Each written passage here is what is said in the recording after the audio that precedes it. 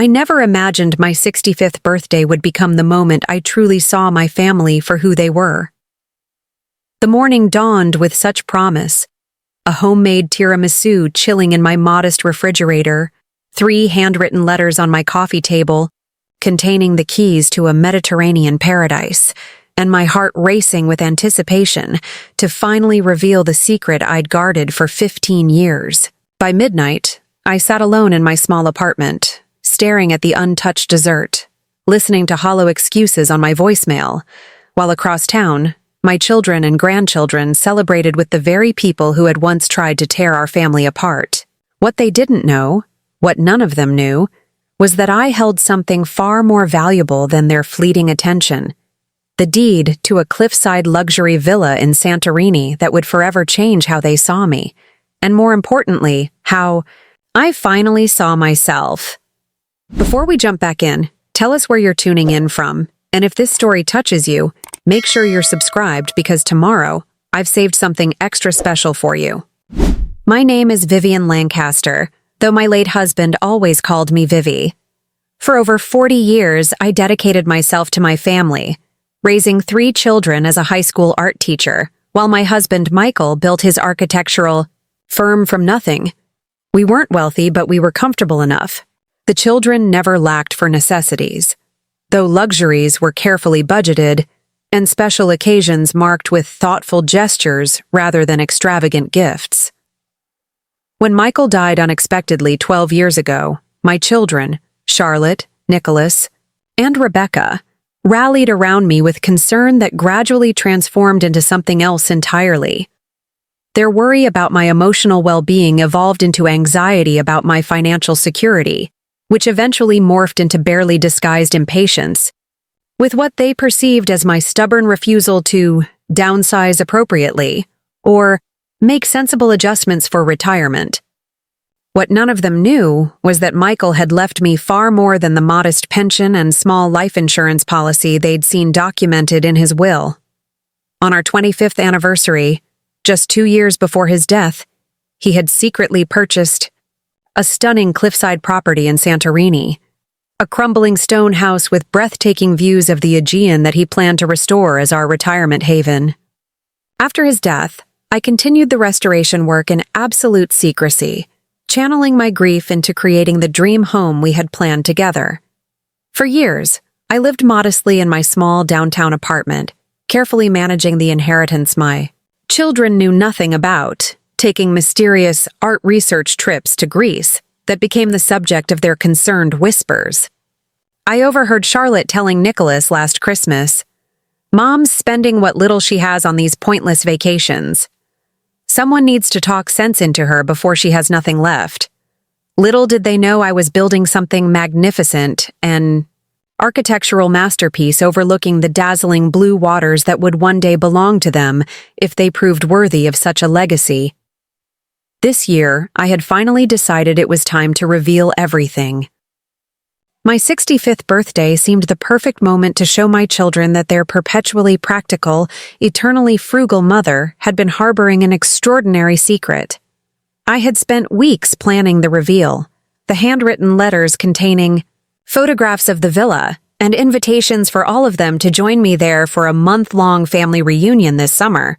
I'd even arranged for their work schedules, quietly contacting their employers to ensure the time could be accommodated. As the morning sunlight streamed through my apartment windows, I added final touches to my birthday lunch preparations. The dining table was set with the good china, wedding gifts rarely used but meticulously preserved. Fresh flowers from the farmer's market brightened the center of the table, and the tiramisu, Michael's favorite dessert that I'd perfected over decades, waited in the refrigerator.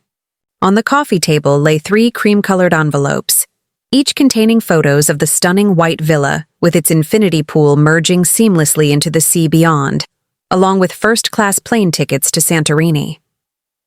I imagined Charlotte's reaction, always practical like her father. She'd probably immediately calculate the property's value and investment potential. Nicholas, creative and emotional, might appreciate the architectural beauty and the romantic gesture behind Michael's secret purchase, Rebecca, my youngest, would likely already be planning Instagram photos on the sun-drenched terrace, finally having something impressive to show her friends after years of what she considered our family's middle-class mediocrity. For once, I wouldn't need to endure their thinly veiled concern about my financial future or their suggestions about reverse mortgages and senior living communities. This was my gift, not just the villa itself, but the freedom from their misplaced worries and the revelation that I had always been more capable than they had given me credit for.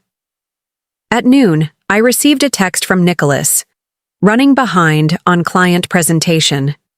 Might be late to lunch. Don't wait for me. I frowned slightly, but responded with understanding. My son had recently been promoted at his graphic design firm, and I knew how demanding his new position could be. 30 minutes later, Charlotte called, her voice sharp with professional efficiency. "Mom, I'm so sorry, but we've had a situation develop with the Johnson account. I'll need to handle emergency meetings all afternoon." I assured her it was fine, that I'd keep everything ready for whenever they could arrive. Still, an uneasy feeling settled in my stomach as I adjusted the place settings from 6 to whenever they might appear. I called my neighbor Eleanor, my closest friend since Michael's death, who had planned to stop by later for coffee and dessert. "They're all running late," I explained. "Work emergencies?" Eleanor's silence spoke volumes. "On your birthday? All three of them?" "It happens," I defended them immediately. "They have responsibilities. They'll be here when they can." Another pause. "Vivian, do you want me to come over early? Keep you company while you wait?" No, I insisted, though something in her tone made me nervous. "I'm sure they'll be here soon. I'll text you when lunch is starting." By 3 o'clock, I had rearranged the flower centerpiece twice. By 5, I'd checked my phone so frequently that the battery had dropped to 20%. 6, I finally opened the bottle of Prosecco I'd been saving, pouring myself a glass as I began to accept that no one was coming. By 7, I'd changed out of my new blue dress, purchased specifically for this occasion, and back into comfortable loungewear. At 7:38 p.m., my phone chimed with a message from Rebecca in our family group chat. "So sorry, Mom. Meeting with potential investors went long, then drinks afterward that I couldn't skip. Rain check? Love you." Before I could respond, Nicholas added, "Deadline. Disaster. Client changed everything last minute. Working late to fix it. Happy birthday, we'll make it up to you." Charlotte completed the trifecta. Emergency client situation finally resolved, but I'm completely exhausted. Let's reschedule for this weekend. Sorry again. Hope you had a nice day anyway. I stared at the screen until it went dark. 65 years. Old. And I couldn't remember the last time I had felt so utterly alone and unseen. With mechanical movements, I covered the untouched food with plastic wrap and returned it to the refrigerator. The tiramisu, the Prosecco, the letters, everything remained untouched. I poured myself another glass and sank into my sofa, the blue glow of the television providing cold company. That's when my phone rang. Expecting Eleanor, I answered without checking the caller ID. "Vivian, it's Diane from the art department." My shoulders tensed immediately.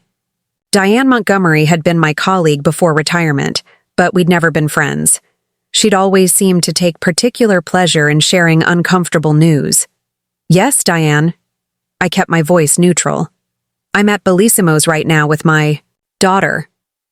"Thought you should know. I just saw your entire family here." My heart dropped. "I'm sorry. Charlotte, Nicholas, and Rebecca?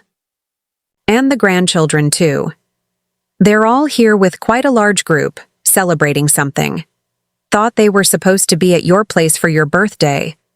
Aren't they all having work emergencies tonight?" I thanked her stiffly and hung up, my fingers trembling as I opened Instagram.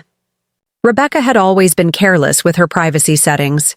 Sure enough, her latest story, posted just 20 minutes earlier, showed her raising a champagne glass in the private dining room at Bellissimo's, the upscale Italian restaurant where Preparing and narrating this story took us a lot of time, so if you are enjoying it, subscribe to our channel. It means a lot to us. Now back to the story. Michael had proposed to me 43 years ago. I recognized Charlotte beside her, Nicholas on the other side. All my grandchildren were there too, Charlotte's twins and Rebecca's little boy.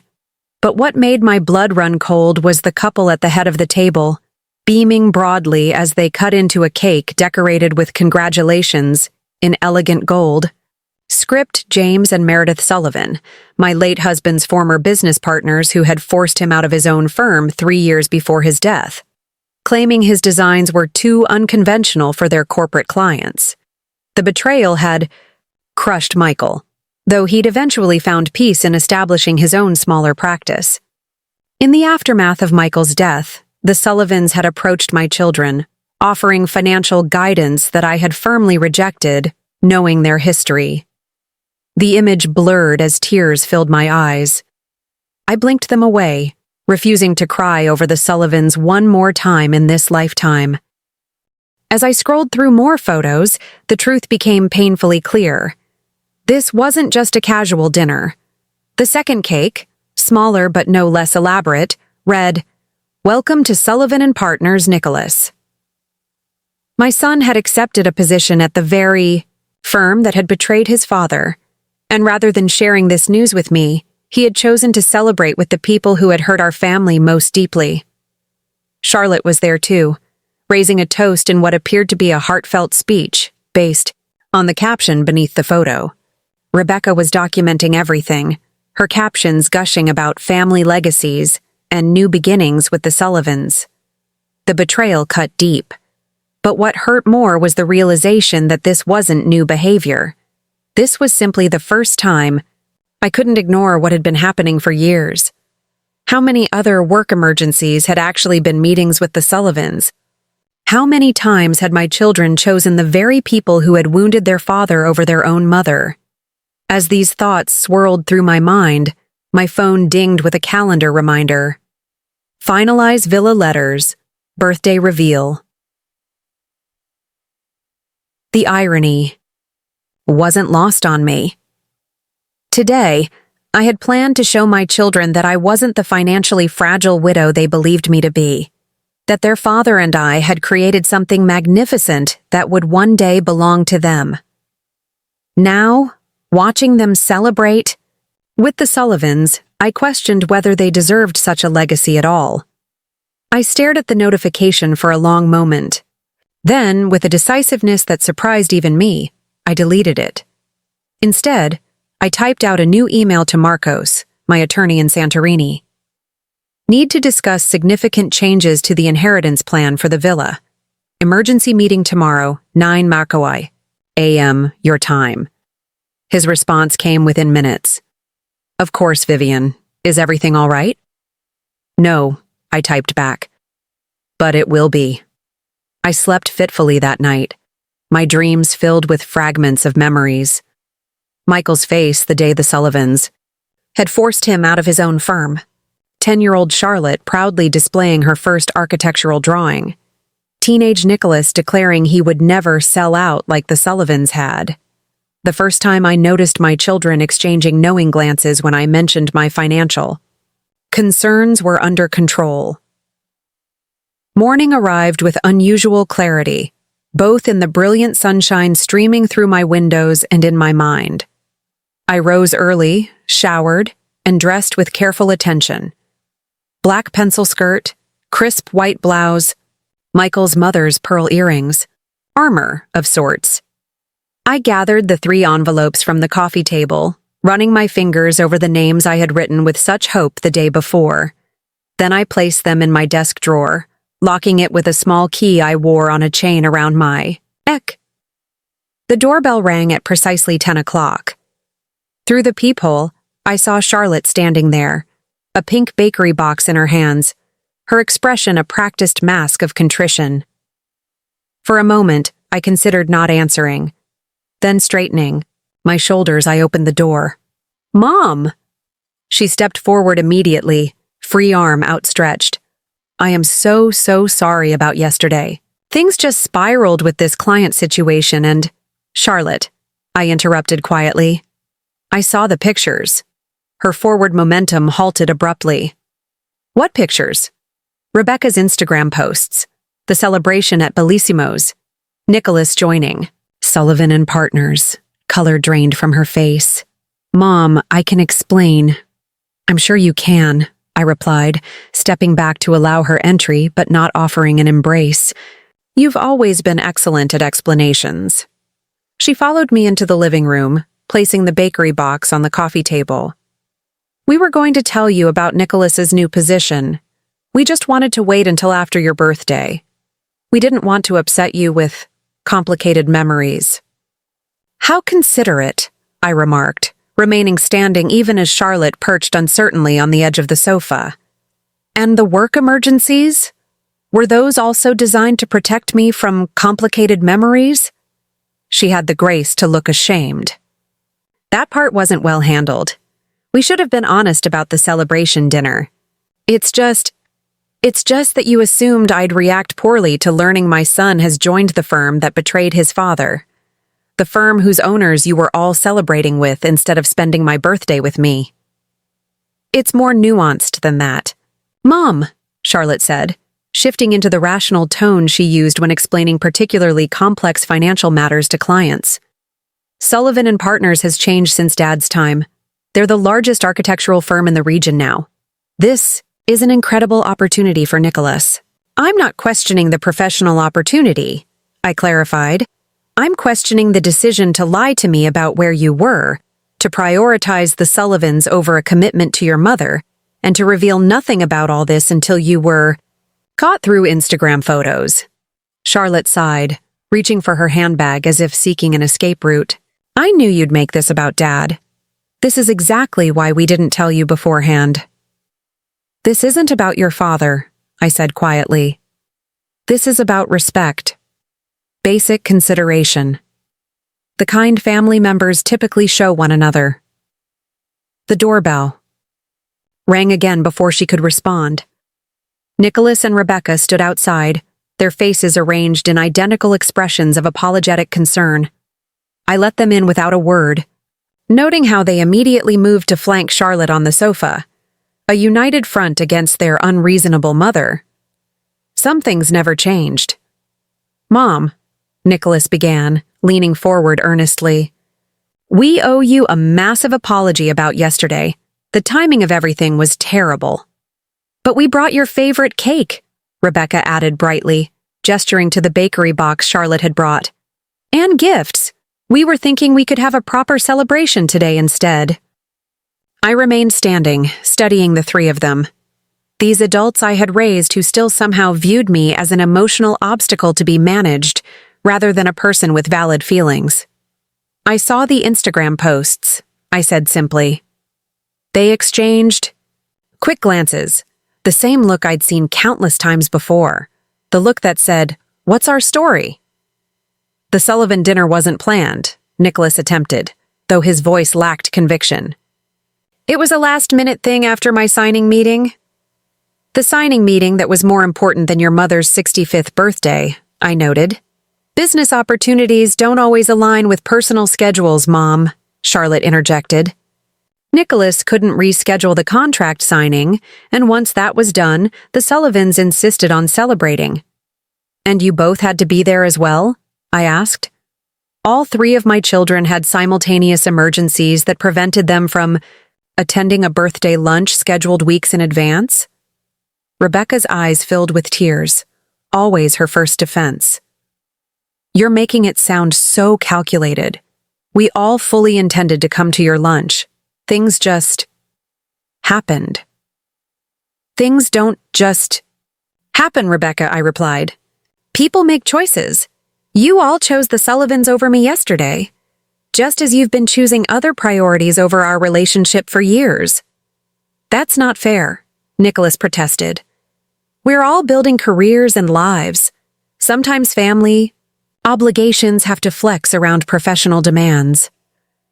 And sometimes, I countered, professional demands become convenient excuses for avoiding family obligations altogether.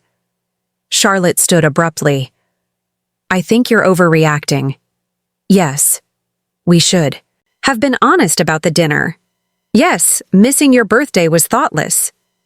But you're acting like we've committed some unforgivable betrayal.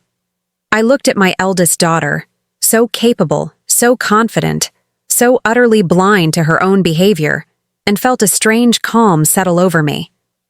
Perhaps not unforgivable, I said, but certainly revealing. Revealing of what, exactly? Nicholas challenged, his father's stubborn expression flashing across his features. Of where I stand in this family's priorities. Of how easily commitments to me can be broken when something more interesting comes along. Of how little my feelings seem to matter when weighed against professional advancement or social opportunities. Rebecca moved toward me, hands outstretched placatingly. Mom, we love you. Yesterday was one mistake in the middle of years of being there for you. You can't judge our entire relationship on a single missed birthday. I studied my youngest child, noting how genuinely confused she seemed by my reaction.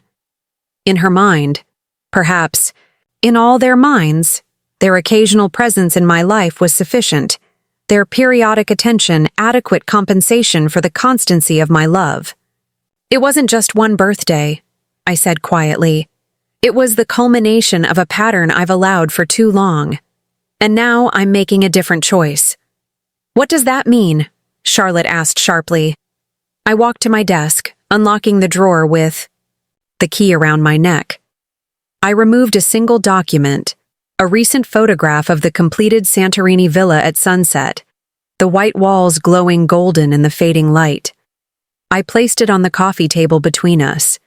This is what I wanted to show you yesterday.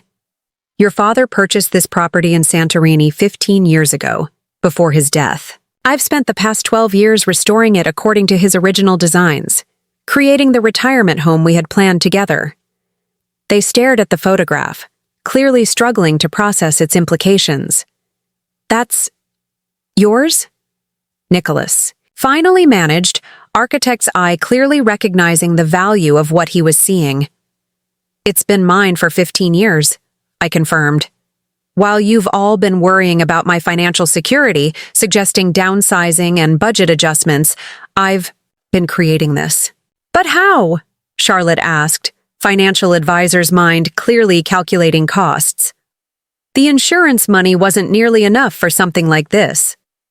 Your father had investments you didn't know about, I explained. And I've managed them quite effectively since his death. Those art research trips to Greece you've all been concerned about? I was overseeing the villa's restoration. Rebecca reached for the photograph with manicured fingers.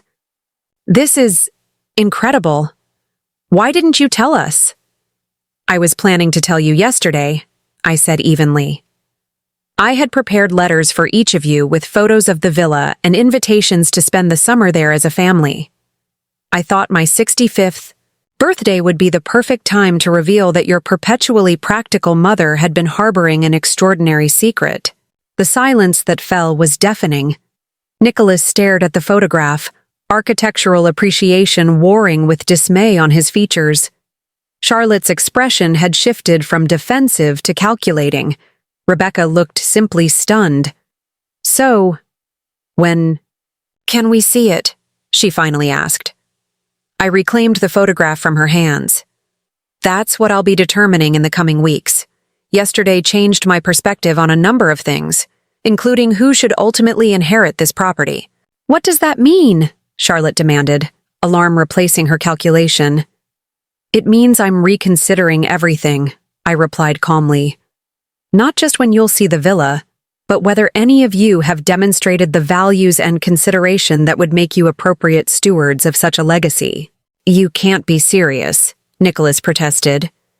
You're threatening to disinherit us over a missed birthday dinner? I'm establishing consequences for consistent patterns of behavior, I corrected, and recognizing that inheritance isn't an entitlement, but a gift that should reflect the relationship between giver and receiver. Rebecca's tears spilled over. This isn't like you, Mom. You've never been vindictive before." "This isn't vindictiveness," I assured her. "It's clarity. For too long, I've allowed myself to be an afterthought in your lives, grateful for whatever attention you could spare. Yesterday simply showed me that relationship's true nature in sharp relief." Charlotte stood, gathering her belongings with sharp, angry movements. "I think we should all take some time to cool down before this conversation goes somewhere we'll regret. You're upset. We apologized. Let's not make permanent decisions based on temporary emotions." I remained perfectly still as my 3 children made their way to the door, their expressions a catalog of reactions: Charlotte's controlled anger, Nicholas's confused dismay, Rebecca's performative distress.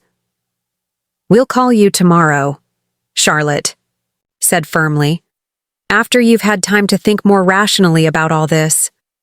As the door closed behind them, I returned to the photograph of the villa, tracing the infinity pool's edge with my fingertip where it blended seamlessly with the sea beyond. For 15 years, I had been creating something magnificent while they underestimated me, concerned themselves with my supposed fragility, and ultimately chose the Sullivans over their own mother. The painful clarity of that reality was matched only by the unexpected sense of liberation it brought. For the first time in decades, perhaps since Michael's death, I felt fully aligned with my own worth. The villa wasn't just a stunning property, it was the physical manifestation of my capability, my resilience, my vision for a future they had never imagined I could create. I returned the photograph to my desk drawer, locking it with the small key. Whatever happened next, whether my children recognized the significance of their actions or continued in their patterns of casual disregard, I had reclaimed something essential. Not just control over a valuable property, but authority over my own narrative. The Mediterranean sunlight in the photograph seemed to linger in my mind, warm, golden, and clarifying, as I contemplated the sea of possibilities suddenly opening before me. At 65, I was finally awake to my own power, and nothing would ever be the same again. The morning after confronting my children, I awoke with an unusual sense of purpose. The hurt remained, a dull ache beneath my breastbone, but it was now accompanied by something unfamiliar, a steely resolve that straightened my spine as I moved through my morning routine. For decades, I had defined myself primarily as Michael's wife and Charlotte, Nicholas, and Rebecca's mother. Now, at 65, I was rediscovering Vivian Lancaster, the woman who had quietly created something extraordinary while the world underestimated her. I prepared a simple breakfast of Greek yogurt with honey and fresh berries, a daily habit I'd adopted during my extended stays in Santorini. As I ate on my small balcony overlooking the city park, my phone lit up with messages I had no intention of answering. 3 separate texts from Rebecca, increasingly emotional. 2 missed calls from Nicholas. A single, tersely worded email from Charlotte requesting a rational conversation about yesterday's misunderstanding. Misunderstanding. The word nearly made me laugh. How convenient to frame their collective betrayal as a simple failure of communication rather than a revelation of character. At precisely 9 o'clock, I connected to a video call with Marcos, my attorney in Santorini. His familiar face appeared on screen, bronze skin contrasting with salt and pepper hair, the endless blue of the Aegean visible through the window behind him. "Vivian," he greeted me warmly, though concern creased his forehead. "I was surprised by your urgent message. Is everything all right?" "Not exactly," I admitted, explaining the events of my birthday and the subsequent confrontation with my children. Marcos listened attentively, his expression growing increasingly grave. "So you've decided to reconsider the inheritance arrangements?" he asked when I had finished. "Yes," I confirmed. "The current plan transfers full ownership to Charlotte, Nicholas, and Rebecca in equal shares upon my death. I want to explore alternatives." Marcos nodded thoughtfully. "There are several options. We could establish a trust with specific conditions. For inheritance, create a foundation that would maintain the property while allowing regulated family use, or even consider alternative beneficiaries entirely. I don't want to make decisions based purely on emotion, I said carefully. But yesterday made me question whether my children truly share the values the villa represents: beauty, integrity, legacy. Perhaps a conditional arrangement would be appropriate, Marco suggested. Your children could earn increasing stakes in the property through actions that demonstrate commitment to those values. The idea resonated immediately. Not punishment, but an opportunity for growth, a chance for my children to rise to an occasion rather than simply receive an unearned windfall. What would that look like practically? I asked. For the next hour, Marcos outlined a structure whereby my children could earn percentage ownership in the villa through specific actions: contributing to architectural preservation in Santorini, participating in community arts education, demonstrating financial responsibility and ethical business practices. The percentage they eventually received would directly correlate to their level of commitment. And if they choose not to participate? I asked. Then the villa would transfer to the Santorini Architectural Preservation Foundation upon your death, Marcos explained. They would maintain it as a living example of traditional restoration techniques, with a small museum dedicated to Michael's design philosophy. Michael would have loved that alternative, I thought. A lasting educational legacy rather than a private family holding. Draw up the documents, I decided. I'll review them next week. After ending the call with Marcos, I opened my laptop and pulled up the digital archive of the villa's restoration. Thousands of photographs documenting its transformation from crumbling stone ruins to architectural masterpiece. There was Michael in the earliest photos, beaming with excitement as he surveyed the property shortly after purchase. There I was in later images, initially lost in grief, but gradually coming alive again as stone walls rose and terraces took shape. So many decisions, so many challenges overcome.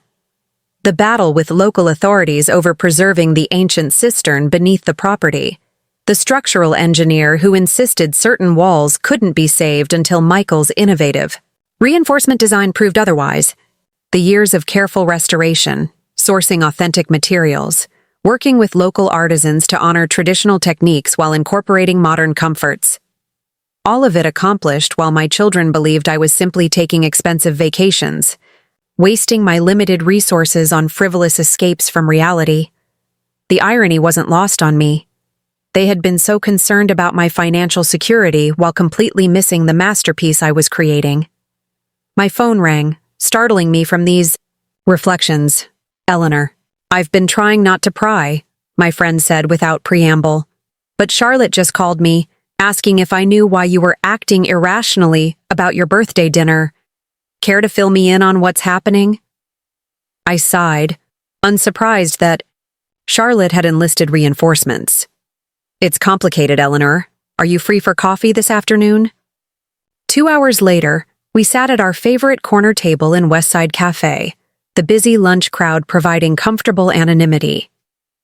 Eleanor listened without interruption as I recounted everything: the birthday betrayal, the Sullivan celebration, the villa revelation, and my decision to reconsider inheritance plans.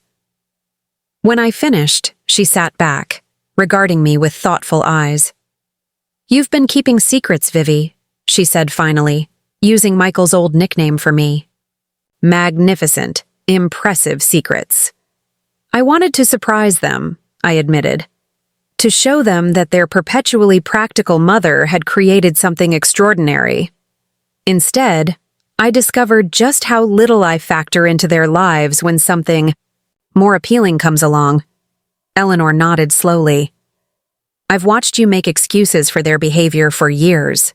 The missed holidays, the forgotten phone calls, the lengthy absences followed by brief, dutiful visits. You've always been so quick to understand their busy lives, to require so little of them in return for your constant support. Her observation stung precisely because it was accurate.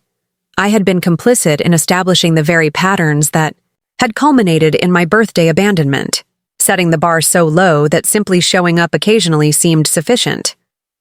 The question now, Eleanor continued, is whether this realization is merely painful or potentially transformative.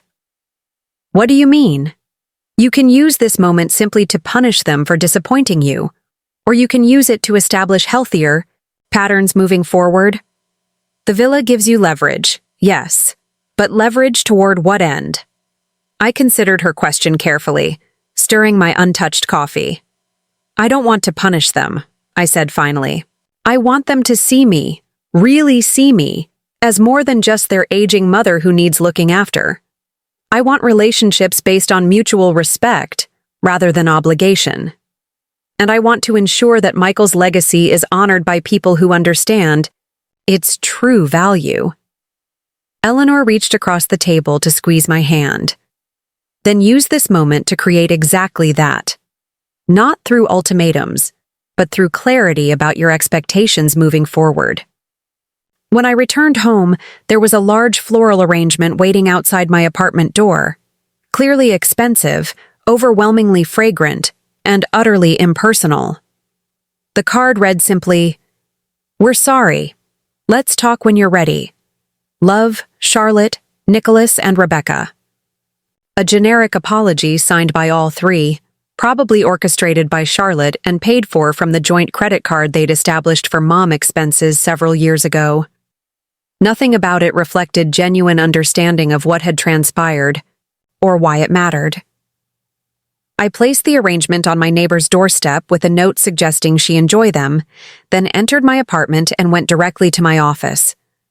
From the bottom drawer of my desk, I retrieved a leather-bound journal, a gift from Michael on our first anniversary, and opened to a fresh page. For the next 2 hours, I wrote without stopping, pouring out decades of observations, disappointments, and hopes regarding my relationship with each of my children. I documented patterns I had previously excused, moments of connection I had treasured, and the gradual erosion of mutual respect that had culminated in my birthday revelation. When I finally set down my pen, I felt curiously light, unburdened by the weight of unexamined compromises and unspoken resentments. The journal entries weren't accusations, but clarifications, a way of seeing clearly what had previously been obscured by maternal accommodation. I had just closed the journal when my doorbell rang. Through the peephole, I saw Nicholas standing, alone in the hallway, his expression uncharacteristically serious. No flowers, no gift bag, no carefully rehearsed apology visible in his stance. I opened the door but remained in the doorway, neither inviting him in nor sending him away. "Mom," he said quietly, "can we talk? Just you and me, no Charlotte running interference, no Rebecca turning on the waterworks, just a real conversation." Something in his tone, a humility I rarely heard from my confident middle child, made me step back and gesture him inside. He moved to the living room but remained standing, hands thrust into his pockets in a gesture reminiscent of his teenage years. "I've been thinking about yesterday," he began. "About the villa, yes, but more about what you said regarding our relationship, about being an afterthought in our lives." I waited silently, giving him space to continue without prompting. At first, I was defensive, telling myself you were overreacting to one missed birthday. But then I started really thinking about our patterns over the past few years, about how often we've canceled plans with you for work or social opportunities, about how we discuss your finances and future as if you weren't a fully capable adult. He met my eyes directly. "We've been treating you as a responsibility rather than a person, haven't we?" The simple acknowledgement, free from excuses or minimization, caught me off guard. Of my 3 children, Nicholas had always been the most emotionally perceptive but also the most conflict avoidant. That he would come alone, without the protective buffer of his sisters, to offer this recognition felt significant. "Yes," I confirmed. "You have. Not maliciously, perhaps, but consistently." He nodded, accepting this without argument, I also realized something else about Dad and the Sullivans, and why seeing us celebrate with them hurt you so deeply. Go on, I encouraged, curious about his perspective. When Dad was pushed out of the firm, he never spoke badly about the Sullivans to us. He never made us choose sides or complicated our understanding of what happened. That was his gift to us, protecting our relationships even when he was deeply wounded. Nicholas paused, swallowing hard. You've done the same thing, haven't you? Never demanded we choose between you and other priorities. Never made your needs paramount. Always accommodating. Always understanding. That's what parents do, I said softly. We make space for our children's growth, even when it comes at personal cost. But there should be limits, Nicholas insisted. There should be moments, like your 65th birthday, where our obligation is clear and our commitment should be unquestionable. He raked a hand through his hair, a gesture so like his father's that my heart constricted. I'm not here to grovel for forgiveness or to secure my inheritance. I'm here because I genuinely regret the patterns we've established and my role in creating them. I studied my son carefully, looking beyond the surface contrition for signs of authentic understanding. What I saw reassured me. Not perfect comprehension, but the beginnings of genuine reflection. Thank you for saying that, I acknowledged. It matters that you came alone, without your sisters coordinating a united front. Nicholas smiled wryly. They don't know I'm here. Charlotte's busy drafting a 3-point plan for managing the villa situation, and Rebecca's alternating between tears and excited planning for Instagram photos in Santorini. The characterization of his sisters was so accurate it nearly made me laugh despite the gravity of our conversation. And the Sullivans? Are you still joining the firm? His expression sobered. That's more complicated. The position they've offered represents significant professional advancement, the kind of opportunity that rarely comes along. I'm not asking you to reject it, I clarified. Your father would never have wanted his history with the Sullivans to limit your future. I'm asking for honesty about your choices and consideration for how they affect others. Nicholas nodded, slowly. I could have told you about the offer directly, explained its professional importance while acknowledging the emotional complexity. Instead, we all chose deception as the easiest path. And that's what needs to change, regardless of where I end up working. We talked for another hour, the most genuine conversation we'd had in years. Nicholas shared the details of the Sullivan offer, his ambivalence about the firm's current design direction, and his hope that he might eventually influence their approach toward more sustainable practices. I told him more about the villa's restoration, the challenges overcome, and the vision Michael and I had shared for its future. As he prepared to leave, Nicholas paused at the door. The villa is extraordinary, Mom, not just as a property, but as a testament to what you and Dad created together. He met my eyes directly. Whether or not I ever set foot in it, I'm proud of what you've accomplished, and ashamed that I underestimated you for so long. After he left, I returned to my balcony, watching twilight soften the city's edges as I contemplated our conversation. Nicholas's visit represented a small first step, one son's individual recognition of problematic patterns without the orchestrated performance of familial reconciliation Charlotte would undoubtedly prefer. Would his sisters achieve similar insight? Would any of them demonstrate the values necessary to inherit Michael's legacy? Time would tell, but for the first time in years, I felt optimistic about the possibility of authentic connection rather than obligatory attention. My phone chimed with an email notification from Marcos, draft documents for my review regarding the conditional inheritance structure. I would examine them tomorrow with clear eyes and firm resolve, establishing a framework that reflected my values rather than simply accommodating my children's expectations. On the horizon, the sun slipped, behind distant buildings, painting the sky in shades of amber and rose. Somewhere across the sea, my beautiful villa stood bathed in similar light, white walls glowing gold against the darkening blue of the Aegean. The parallel wasn't lost on me, both sunset and villa representing not endings, but transitions, the promise of new beginnings after necessary darkness.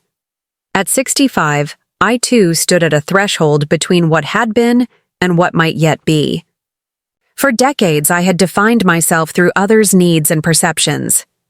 Now, revealed in the golden light of difficult truth, I was becoming more fully myself. Vivian Lancaster, architect of her own unexpected legacy. 3 days after Nicholas's visit, I received the formal inheritance documents from Marcos. The structure we had created together was elegant in its simplicity, a tiered system that would allow my children to earn increasing ownership percentages in the villa through actions that demonstrated commitment to its underlying values. Complete participation would result in full inheritance. Minimal effort would see the property transferred to the Santorini Architectural Preservation Foundation. I had just finished reviewing the final details when my doorbell rang with unusual insistence, multiple sharp presses that suggested impatience rather than courtesy. Through the peephole, I saw Charlotte, her professional poise notably absent as she shifted from foot to foot, clutching her leather portfolio as if it contained vital national security documents. When I opened the door, she brushed past me without greeting, already speaking as she strode toward my dining table. "I've given you 3 days to process your feelings, which should be more than sufficient. Now we need to address this situation like adults." "Good morning to you too, Charlotte," I replied mildly, closing the door and following her at a more measured pace. She was already spreading documents across my table, spreadsheets, printouts, and what appeared to be a PowerPoint presentation printed in full color.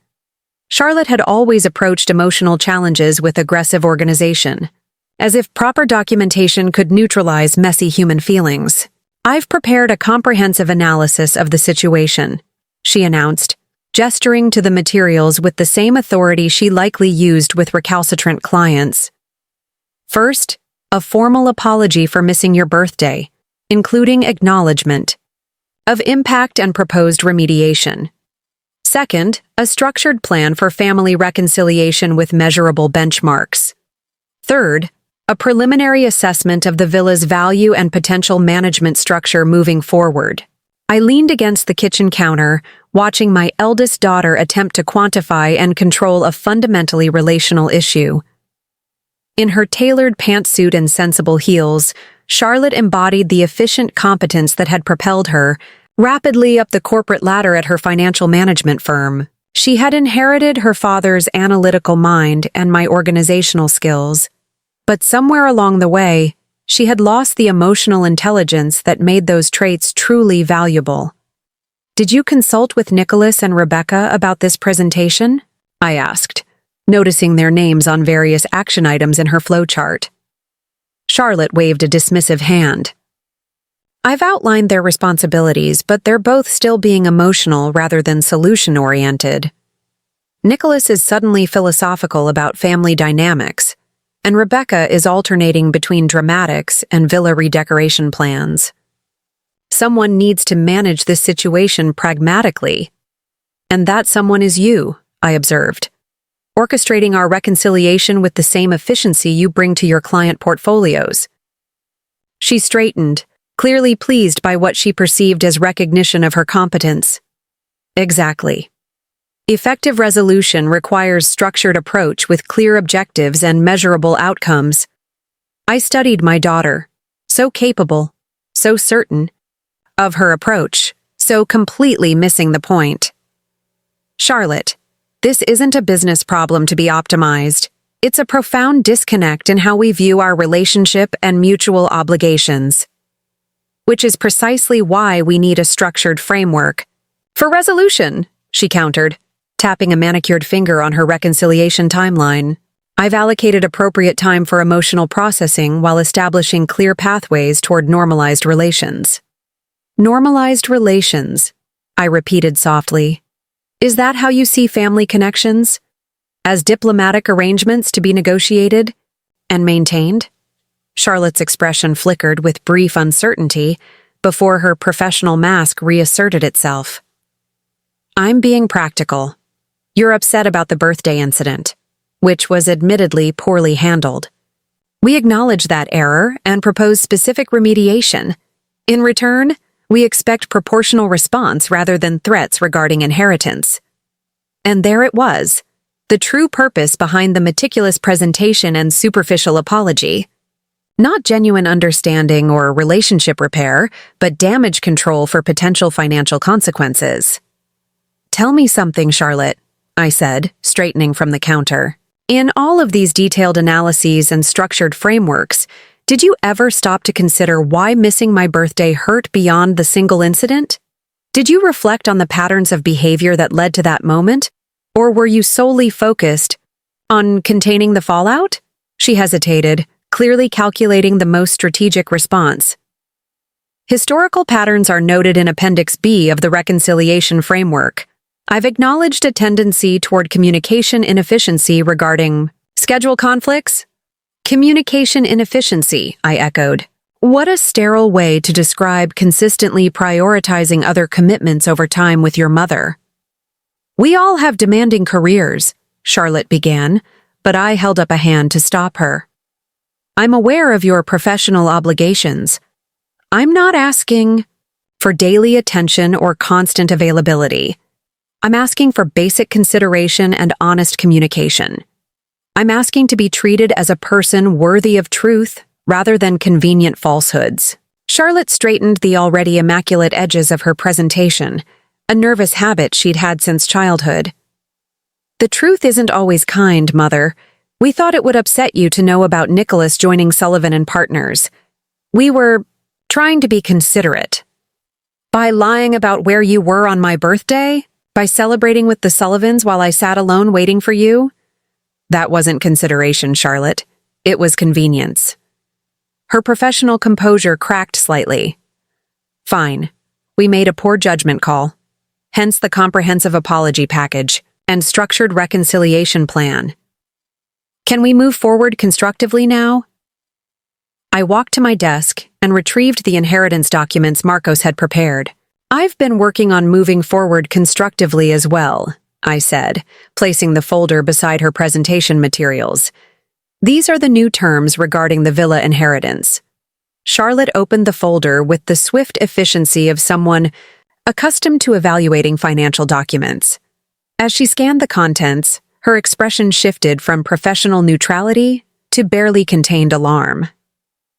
Conditional inheritance tiers? She said, voice rising slightly. Behavioral requirements?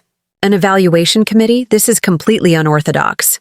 As is abandoning your mother on her 65th birthday to celebrate with the people who betrayed your father, I countered evenly. Extraordinary circumstances sometimes require unconventional solutions. Charlotte flipped through the pages with increasing agitation. This is financially punitive and emotionally manipulative. You're using the villa to force specific behaviors that align with your personal values. I'm establishing a framework that reflects the purpose behind the property, I corrected. Your father didn't purchase that land simply for its monetary value or status potential. He saw it as an embodiment of architectural integrity, creative vision, and family legacy. These conditions ensure that whoever inherits it appreciates those dimensions beyond its market valuation. Mother, be reasonable, Charlotte insisted, retrieving a sleek calculator from her portfolio. This property has appreciated dramatically since purchase. Current market estimates for comparable villas suggest I'm not interested in market estimates, I interrupted. The villa's true value isn't captured in comparable sales analyses. Charlotte stared at me as if I'd suggested burning currency for warmth. All assets have quantifiable value. Pretending otherwise is financially irresponsible. Some values cannot be quantified, I said quietly. The satisfaction of preserving architectural history, the integrity of honoring your father's vision, the peace of creating something meant to outlast you. These were Michael's priorities in purchasing that property, and they've become mine in restoring it. This is precisely why emotional decision-making undermines sound financial planning, Charlotte muttered, reaching for her phone. I'm calling Nicholas and Rebecca. We need to coordinate a response to these proposed conditions. I placed my hand over hers, preventing the call. Before you mobilize your siblings for damage control, I suggest you actually read the conditions. They're not punishments, but opportunities. Chances to engage with the villa's true purpose rather than simply viewing it as an asset to be acquired. Charlotte withdrew her hand, but set down her phone, reluctantly returning to the document. Her eyes narrowed as she read the specific requirements. Participation in Santorini's Architectural Preservation Committee, contribution to local arts, education initiatives, demonstration of ethical business practices, regular family gatherings at the villa to maintain its living legacy. These conditions require significant time investment, she noted. Time that could be allocated to productive professional advancement. They require engagement with what makes the villa meaningful, I corrected. If that doesn't interest you, the alternative inheritance plan directs the property to the Santorini Architectural Preservation Foundation, where it would become an educational center showcasing traditional restoration techniques. Charlotte looked genuinely alarmed now.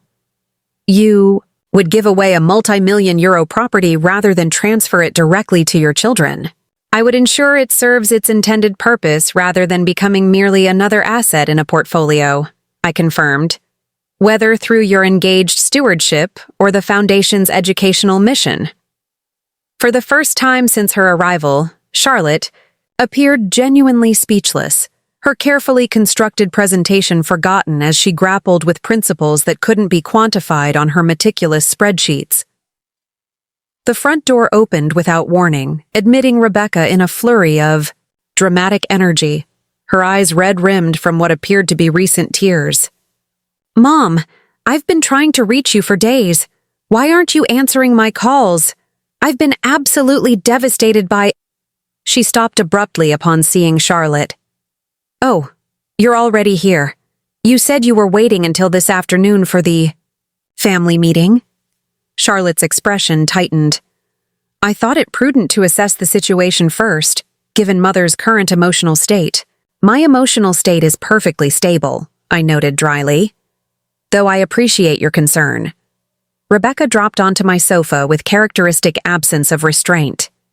At 32, my youngest still approached life with the unfiltered expressiveness of adolescence, every feeling magnified and externalized. Where Charlotte contained emotion behind professional competence and Nicholas channeled it into creative pursuits, Rebecca simply lived inside her feelings, experiencing everything at maximum volume.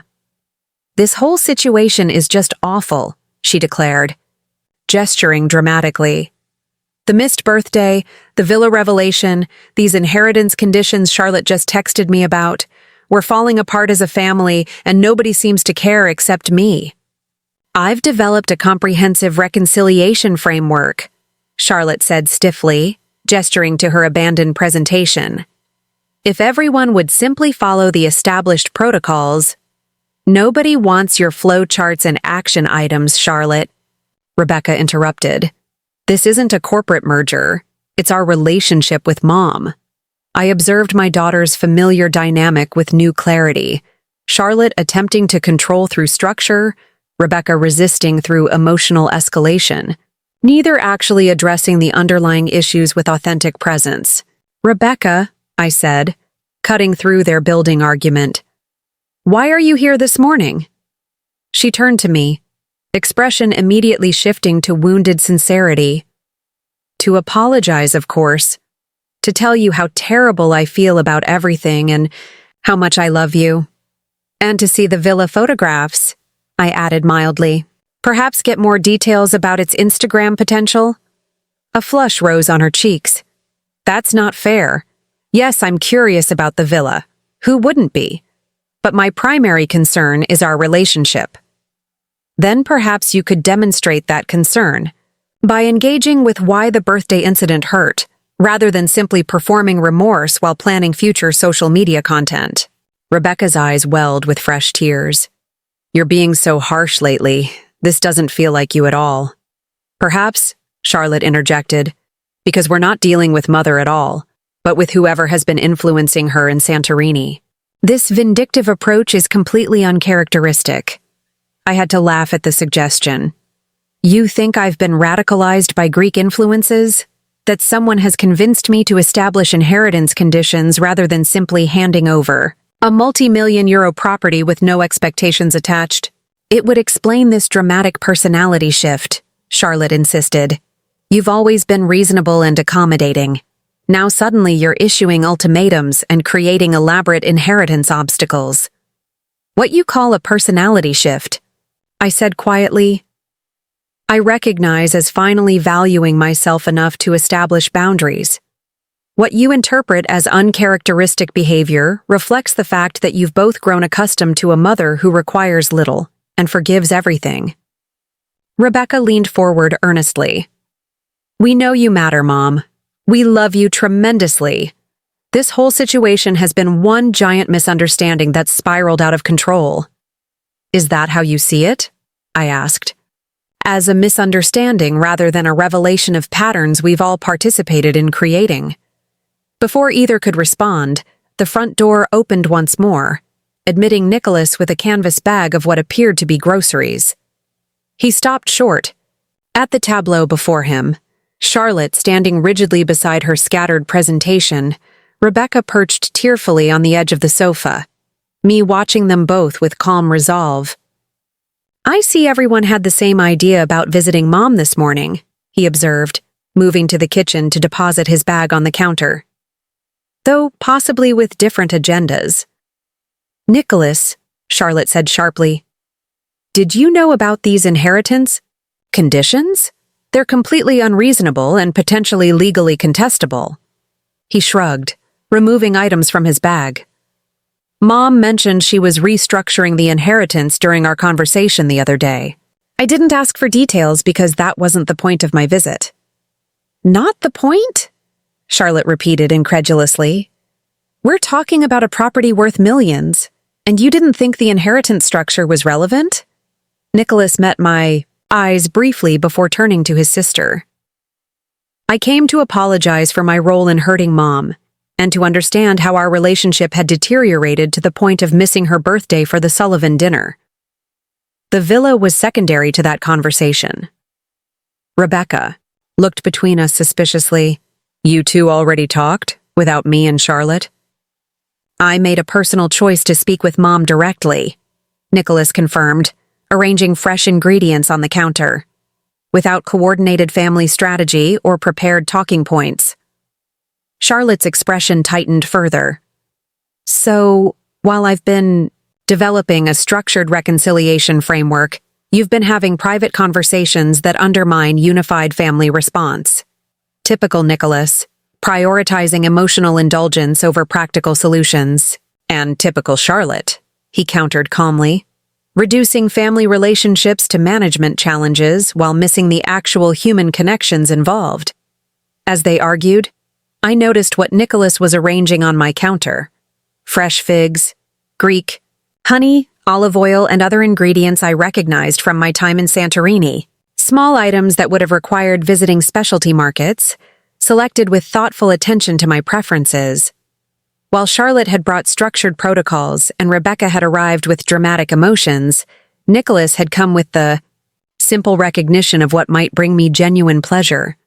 Foods that connected me to a place I loved, prepared with care rather than purchased as generic appeasement.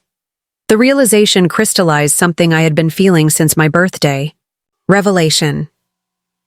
My children's approaches to relationship reflected their fundamental values.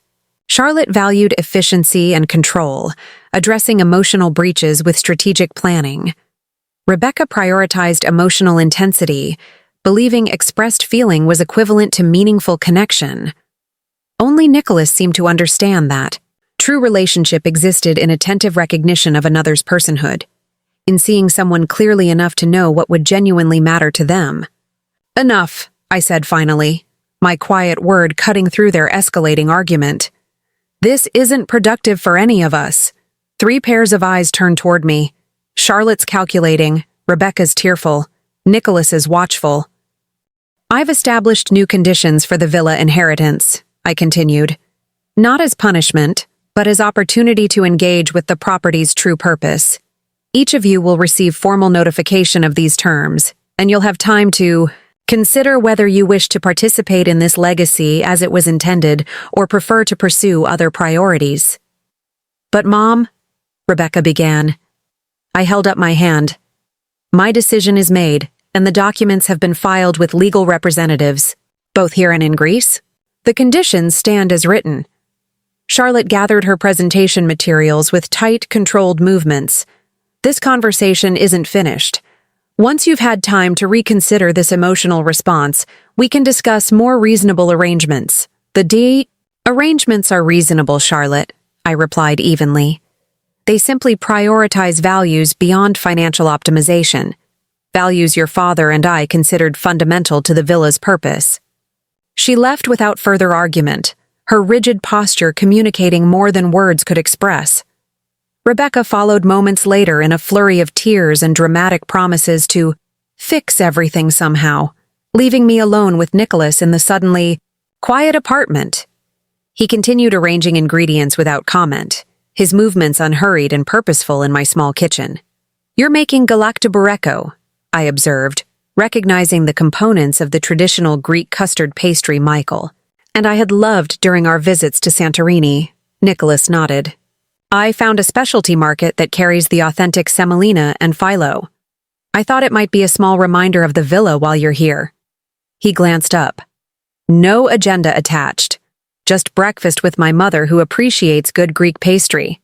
As he skillfully assembled the dessert, a recipe he must have researched specifically for this visit. I thought about the villa standing in afternoon sunlight thousands of miles away. The inheritance conditions weren't about controlling my children's behavior or punishing their lapse in judgment.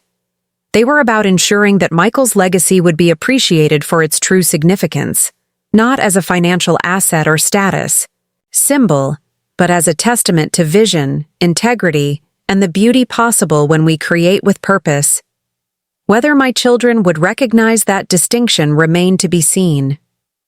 But as Nicholas slid the pastry into my oven with the same care his father had once shown for architectural details others might overlook, I felt a fragile hope that at least one of them might eventually understand what truly mattered. Not just about the villa, but about the relationships that gave meaning to everything we create in this brief, beautiful life. 2 weeks after establishing the inheritance conditions, I found myself packing for what would be my first return to Santorini since the birthday revelation. The villa had always been my sanctuary, a place where I felt most authentically myself while honoring Michael's memory. Now it would serve a new purpose, demonstrating to my children exactly what they had dismissed as Mom's expensive hobby. For so many years, Charlotte had responded to the formal inheritance documents with predictable efficiency, sending a detailed email outlining her objections to specific clauses while grudgingly acknowledging she would review the requirements for potential participation. Rebecca had called tearfully 6 times, each conversation circling the same emotional territory without meaningful reflection. Nicholas alone had responded with genuine thoughtfulness, asking questions about the Preservation Committee's work and the architectural history that made the property significant. As I carefully folded summer dresses and lightweight cardigans into my suitcase, my phone rang with Eleanor's distinctive tone.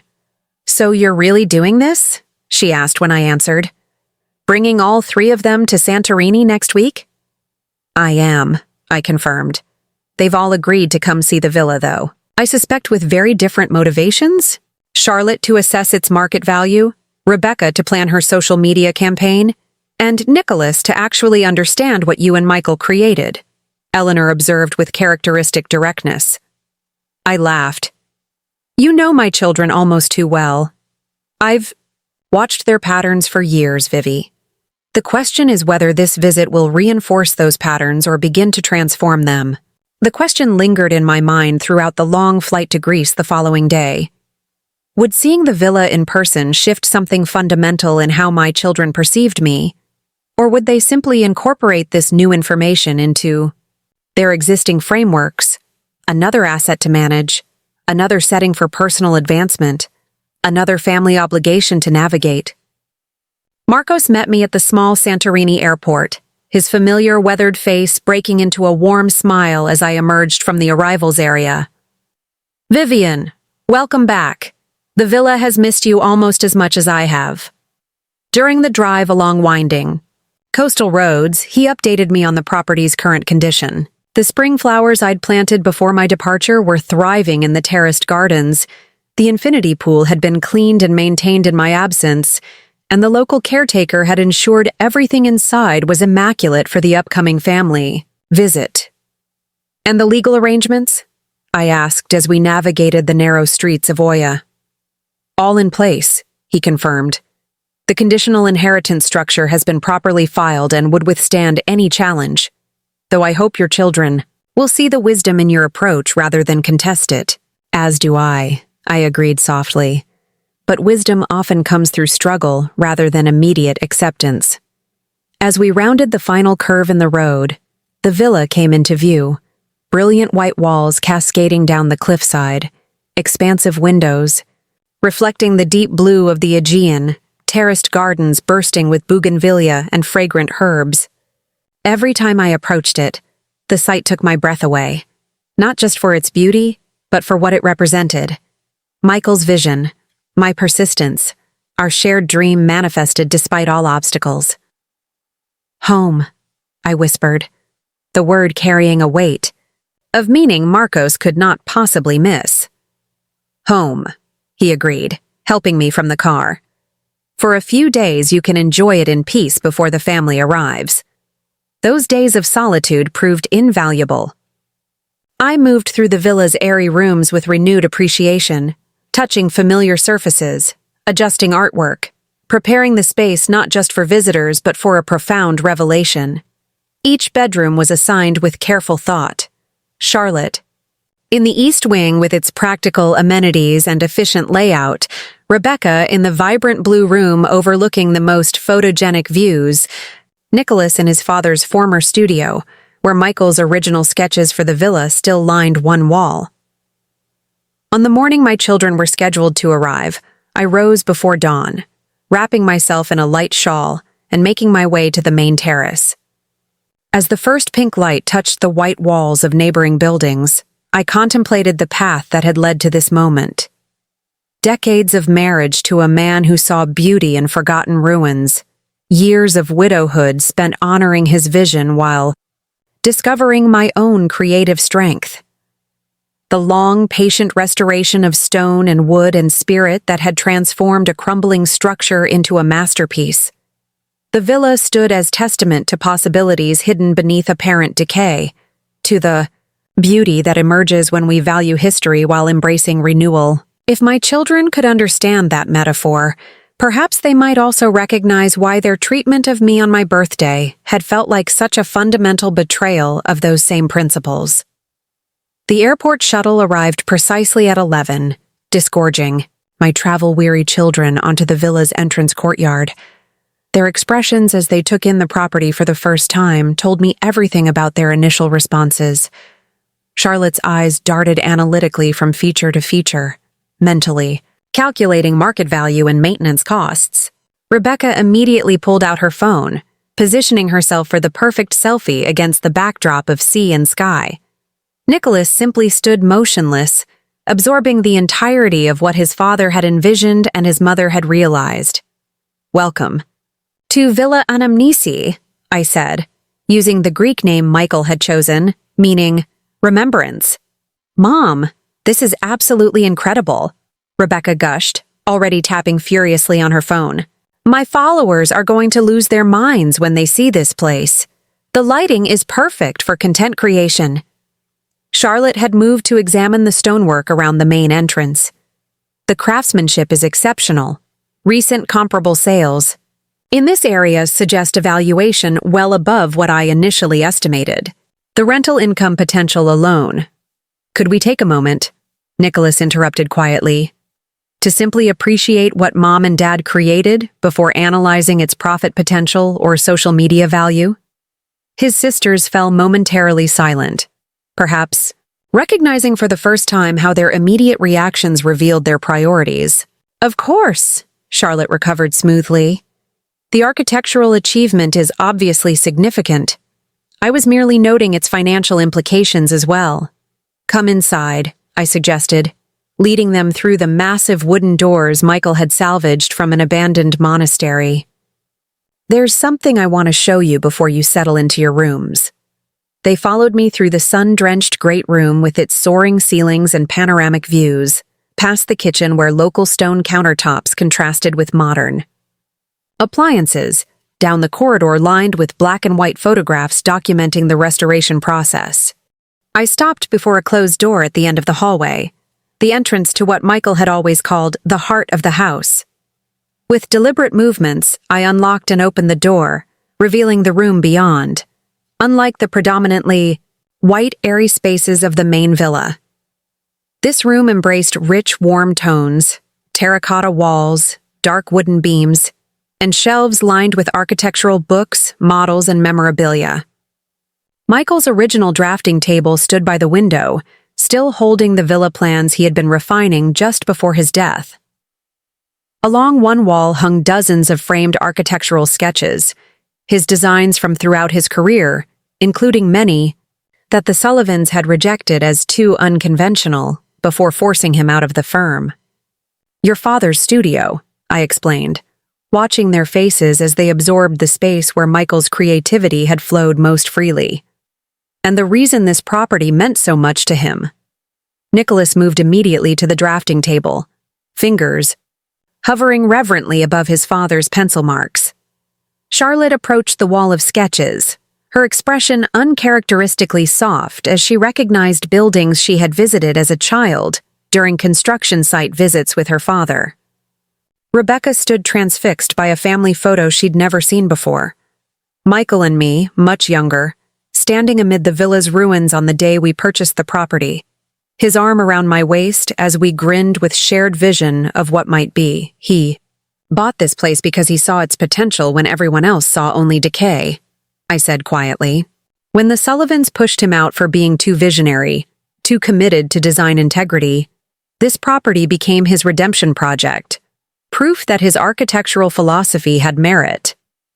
I moved to stand beside the drafting table, touching the edge of the plans Nicholas was studying. After he died, continuing this restoration became my way of honoring not just his memory, but his unwavering belief that beauty matters, that history deserves preservation, that integrity in creation isn't a luxury, but a necessity. The silence that filled the room felt different from any we had shared before. Not the awkward pause of family members who had grown distant, but the reverent quiet of people confronting something larger than themselves. All these years, Charlotte finally said, her voice uncharacteristically hesitant, when we thought you were taking expensive vacations, depleting your resources, I was completing your father's masterpiece, I finished for her. Creating something that embodied his values, his vision, his legacy. While we were having dinner with the Sullivans, Nicholas added quietly, the weight of that betrayal hanging heavy in his words. I met each of their eyes in turn, seeing for perhaps the first time genuine understanding beginning to dawn. This villa isn't primarily a financial asset or a vacation property or a social media backdrop, I told them. It's a testament to what becomes possible when we value integrity over convenience, vision over conformity, and genuine relationship over superficial obligation. As sunlight streamed through the studio windows, illuminating Michael's drawings and the faces of our children, I felt something shift fundamentally in the family dynamic. Not a complete transformation, but the critical first step towards seeing one another with new clarity and long overdue truth. Dinner that first evening at Villa Anamnesi unfolded on the main terrace as the sun began its descent into the Aegean. I had arranged for a local chef to prepare traditional Greek dishes, fresh fish grilled with lemon and herbs, village salad with tomatoes still warm from the sun, eggplant moussaka made according to a recipe the previous owner's grandmother had shared with me years ago. As we gathered around the table, The awkwardness of the studio revelation gradually gave way to more genuine conversation than we'd shared in years. The setting seemed to demand authenticity, as if the villa itself rejected pretense as firmly as it embraced the natural beauty surrounding it. "I keep thinking about Dad's original sketches," Nicholas said, pouring more local wine into our glasses. "Those designs the Sullivans rejected? They're remarkably similar to what's being celebrated in architectural circles now. The integration of traditional elements with sustainable innovation, the emphasis on how spaces affect human experience." Charlotte nodded thoughtfully. "He was ahead of his time. The firm lost something significant when they pushed him out. And now you're joining them," I observed, keeping my tone neutral rather than accusatory. My eldest daughter set down her glass carefully. "I've been reconsidering that decision, actually. Seeing this place, understanding what it represented to Dad, it's made me question whether Sullivan and Partners aligns with my own values, regardless of the prestige associated with their client list." The admission, unplanned, unstructured, and absent from any strategic reconciliation framework, felt like the first genuinely unguarded moment Charlotte had shared with me in years. "The company culture hasn't fundamentally changed," Nicholas added. "I've been researching their recent projects while considering their offer. They're still prioritizing profit margins over design integrity, still treating architecture as commodity rather than creation." Rebecca, who had been uncharacteristically quiet throughout dinner, suddenly looked up from her barely touched food. "I keep thinking about that photo in Dad's studio. You both looked so alive, like you were embarking on an adventure together, not just buying property." "We were," I confirmed, memories washing over me with unexpected vividness. "When Michael first brought me to see these ruins, most people thought he was crazy to consider purchasing them. The structural challenges alone seemed insurmountable. But he saw past the decay to the bones of something extraordinary." I smiled, remembering his excitement. He kept saying, "This place has a soul, Vivi. It deserves to live again." "You gave it life," Nicholas observed. "After he died, you continued bringing his vision into reality when most people would have sold the property and moved on." "It became my purpose," I acknowledged, "not just preserving his dream, but discovering my own capacity in the process." The conversation continued as stars emerged in the darkening sky, candles casting warm light across our faces. For the first time since their childhood, I felt my children engaging with me as a full person rather than a role, mother, widow, responsibility, to be managed according to their various strategies. Later that night, after they had retired to their rooms, I stood alone on the main terrace, listening to the rhythmic sound of waves against the cliffs below. The villa felt different with my children under its roof, as if completing a circle Michael and I had begun decades earlier when we first imagined a family legacy in this remarkable place. Whether that legacy would continue as we had envisioned remained uncertain. The inheritance conditions I had established weren't simply hurdles to overcome, but invitations to engage with the property's true purpose. Whether my children would accept that invitation was a choice only they could make, not from obligation or financial calculation, but from genuine connection to what the villa represented.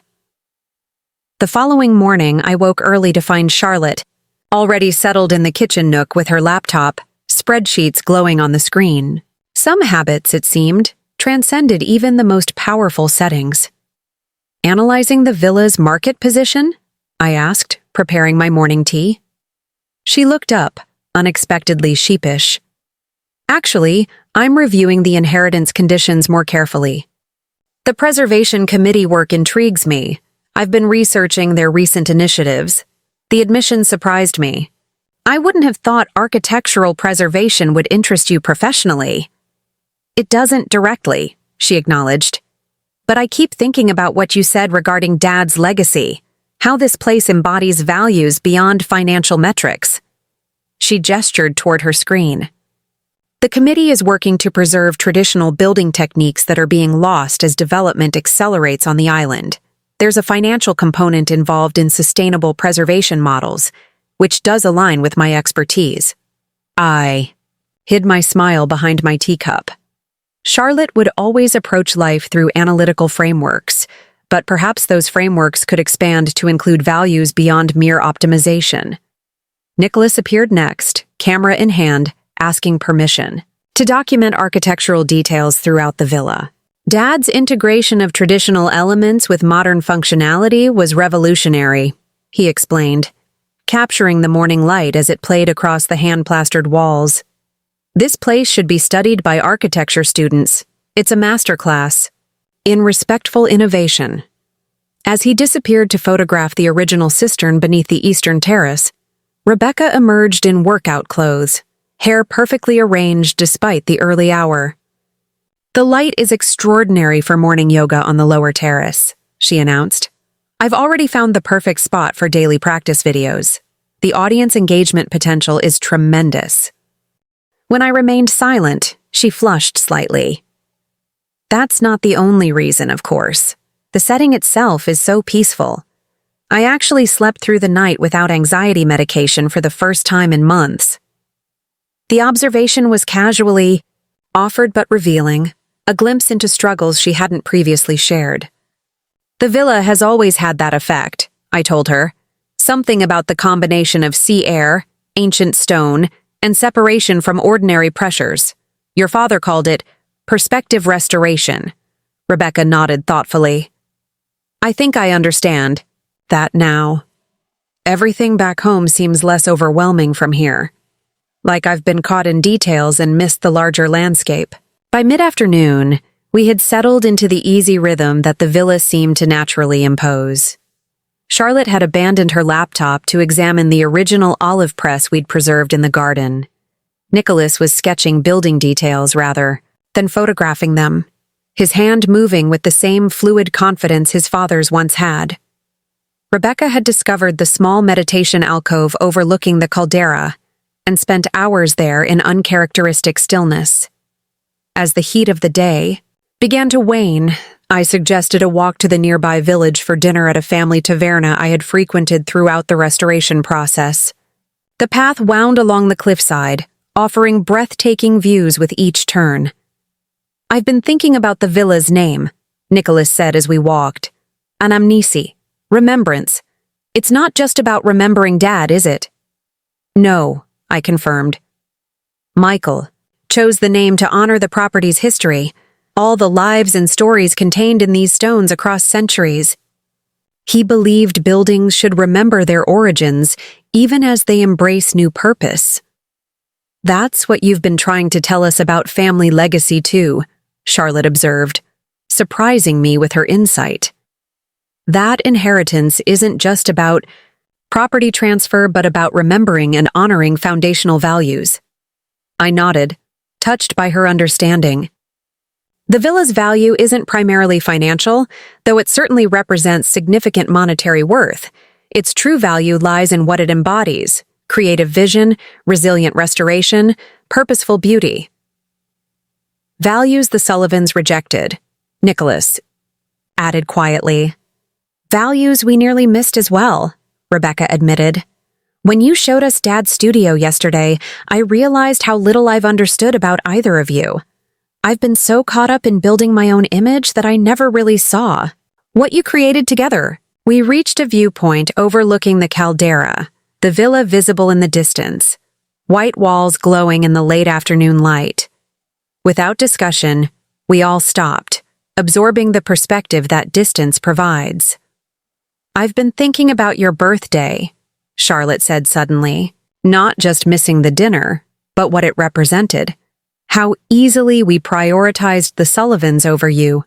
How reflexively we offered excuses instead of honesty. "We've been taking you for granted," Nicholas acknowledged, "seeing you as Mom the role, rather than Vivian the person with her own remarkable capabilities and dreams." Rebecca moved to stand beside me, her usual dramatic flourish replaced by simple presence. "I'm sorry, Mom. Not just for the birthday, but for failing to see you clearly. For so long. For underestimating you in every possible way. The apology, offered without performance or calculation, touched something profound within me. Not because I needed their contrition, but because it signaled genuine recognition of patterns that had diminished our relationships for years. Thea.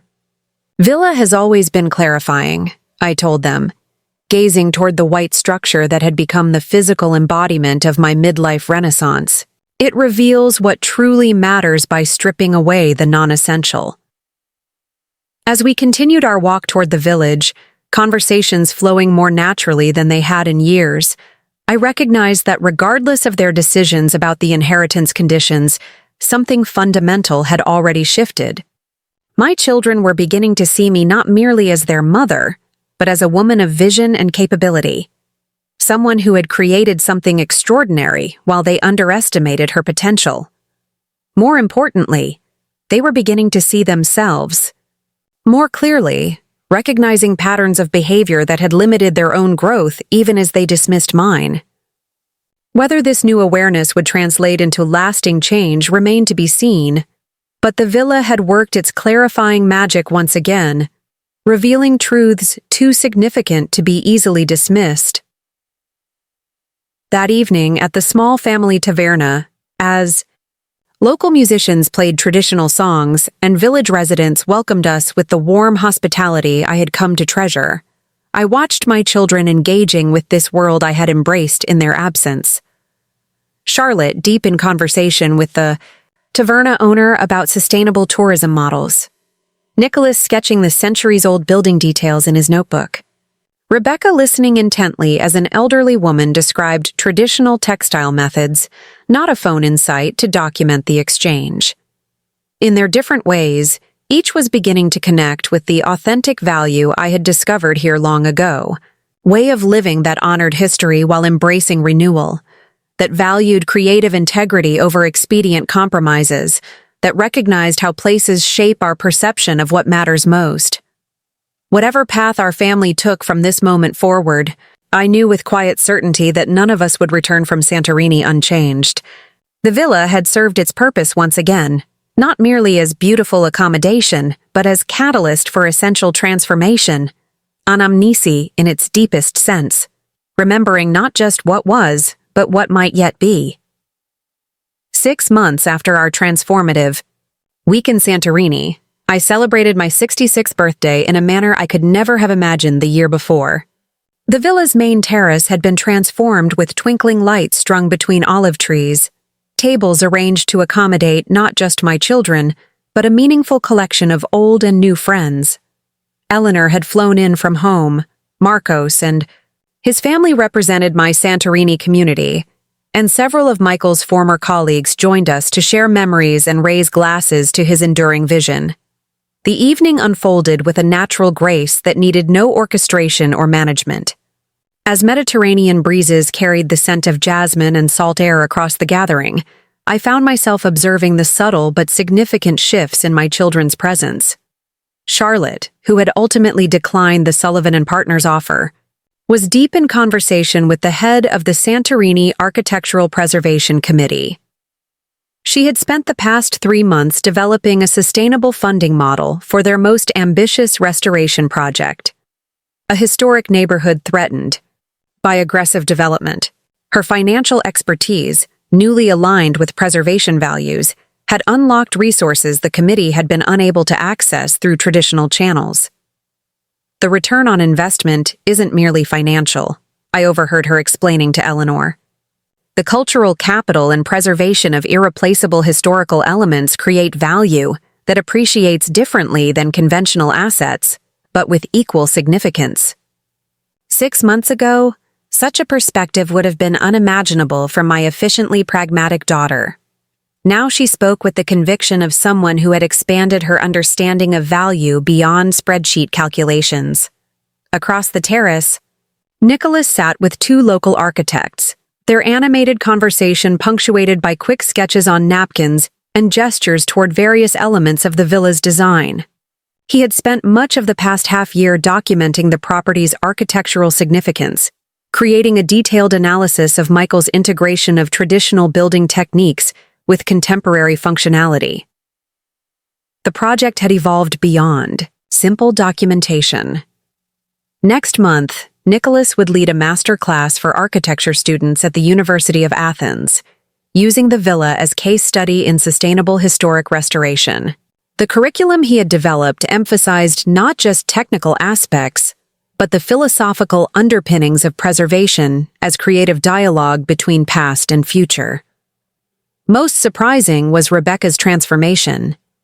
Currently helping the chef arrange final dinner preparations, she moved with a grounded confidence I had rarely witnessed in her before. The frantic energy and performative emotions that had characterized her interactions for so many years had given way to something more authentic. She had indeed launched a social media project connected to the villa, but not the superficial content platform I had initially feared.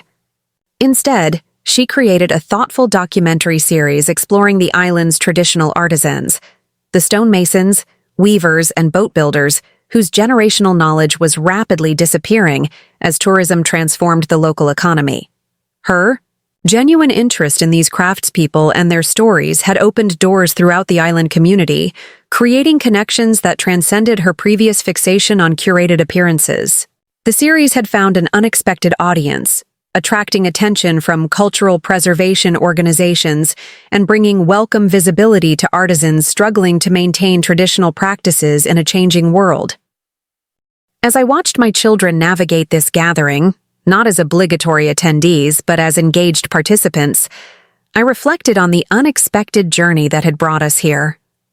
My birthday abandonment a year ago had revealed painful truths about our family patterns, but it had also catalyzed necessary transformation.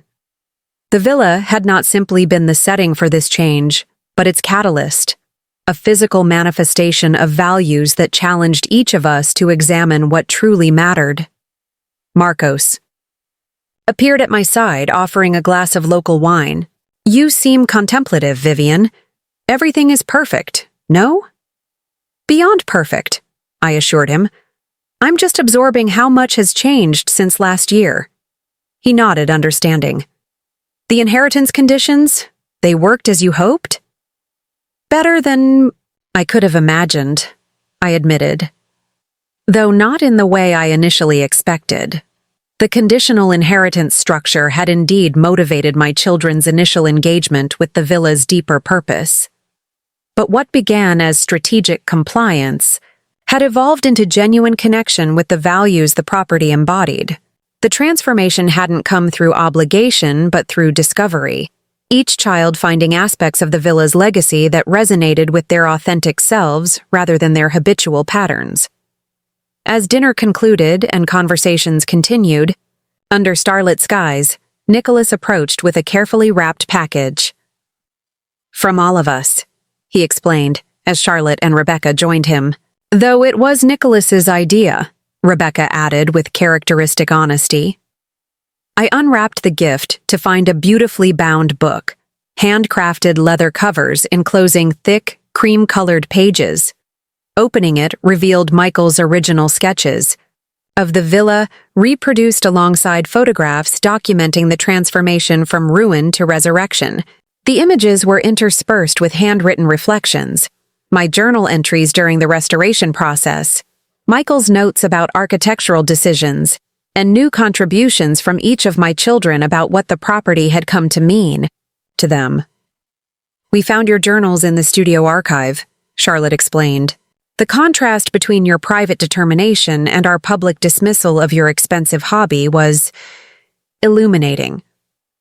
"We titled it Anamnesi after the villa," Nicholas said. "It's about remembering not just what Dad created, but what you accomplished when everyone underestimated you, including us." The thoughtfulness of the gift moved me deeply, not just the beautiful object itself, but the recognition it represented. My children had finally seen me, not merely as their mother, but as a woman of vision and capability, someone who had created something extraordinary while they had failed to notice. "There's something else we want to discuss," Charlotte continued, her tone shifting to one I recognized as her approach to significant topics. "We've been talking about the inheritance conditions. We'd like to propose an amendment," Nicholas explained. "Not to reduce our obligations, but to establish something additional," Rebecca took up the thread. "We want to create an educational foundation based at the villa, bringing students from diverse backgrounds to learn about architectural preservation, traditional craftsmanship, and sustainable restoration practices." "The Michael and Vivian Lancaster Foundation," Charlotte specified, "with dedicated funding from all three of us, independent of our inheritance shares." The proposal caught me entirely by surprise, not merely its substance, but the unified vision it represented from three individuals who had rarely aligned their priorities before. "The villa changed how we see you," Nicholas said simply. "But it also changed how we see ourselves and what we might create together, rather than separately." As the evening progressed toward midnight, guests gradually departed until only my children and I remained on the terrace. The four of us sat in comfortable silence, absorbing the vast canopy of stars above and the distant shimmer of village lights along the caldera's edge. "I've been thinking about last year's birthday," Rebecca said eventually. "How we chose the Sullivans' celebration over your milestone. How easily we dismissed what should have been sacred. The irony is that we thought we were making the practical choice," Charlotte added. "Networking with influential people, supporting Nicholas's career opportunity. We didn't recognize the poverty of that calculation until we saw the true wealth you'd created here." Nicholas leaned forward, his expression reflective in the soft lighting. "You could have simply disowned us after that betrayal. Many parents would have. Instead, you created a path for us to earn back not just inheritance but understanding." "I didn't want to punish you," I acknowledged. "I wanted you to truly see what your father and I valued, to recognize that legacy isn't just about property, transfer, but about continuity of vision and values." The villa stood silent around us, its white walls luminous under the moon's glow, its ancient stones containing centuries of human stories integrated into our own unfolding narrative. Michael had recognized its potential when others saw only decay. I had honored that vision when conventional wisdom would have suggested selling after his death. Now our children were discovering their own connection to this place, not as obligatory heirs but as engaged stewards of something greater than themselves. "I used to think your attachment to this place was about the past," Charlotte said quietly. "About preserving memories of Dad and refusing to move forward. Now I understand it's always been about the future, about creating something enduring that outlives all of us." As the conversation continued into the early hours, touching on plans and possibilities none of us had imagined a year before, I felt the final weight of old resentments and unmet expectations lifting away. The birthday abandonment that had revealed such painful truths had ultimately catalyzed necessary growth for all of us, not just reconciliation but genuine renewal. The villa had worked its transformative magic just as Michael had always believed it would. Not through its monetary value or status significance, but through the fundamental values it embodied: creative vision, resilient restoration, beauty born from apparent ruin. As dawnlight began to illuminate the eastern sky, we finally moved. Inside, the four of us walking together through rooms that had witnessed both solitary grief and newfound connection. This place that had once been my private sanctuary had evolved into something Michael would have treasured even more: a living legacy embraced by the next generation, not from obligation, but from authentic appreciation. At 66, I had received the birthday gift I never knew to wish for, not just my children's presence, but their genuine seeing, not just their attention, but their understanding. The abandoned celebration of the previous year had ultimately delivered something far more valuable than dutiful attendance ever could: the opportunity for all of us to shed comfortable patterns and discover more authentic ways of connecting. As I stood at my bedroom window watching the sun rise over the Aegean, illuminating the white villa against deepest blue. I felt profound gratitude for the unexpected journey that had brought us here. Sometimes the greatest gifts emerge from apparent betrayal, the most meaningful connections from painful separation, the truest legacy from releasing expectations of how it should be received. The villa would continue its work in ways none of us could fully predict, offering future generations the same invitation it had extended to us: to remember what matters most, to restore what seems beyond redemption, to recognize the enduring beauty possible when we create with purpose and receive with open hearts. Up next, you've got 2 more standout stories right on your screen. If this one hits the mark, you won't want to pass these up. Just click and check them out. And don't forget to subscribe and turn on the notification bell so you don't miss any upload from us.